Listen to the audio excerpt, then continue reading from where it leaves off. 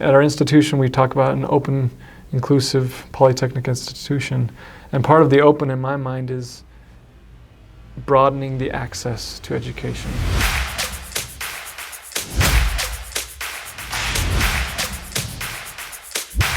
I have realized that and embraced that not all of our students are benefiting learning in a single format.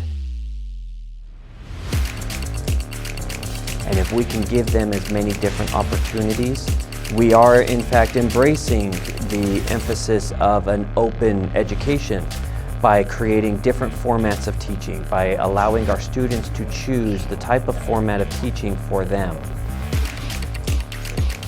We could have multiple people across the country even experiencing and interacting together in a collaborative lab setting and still have a real-world variability to mimic a real-world setting.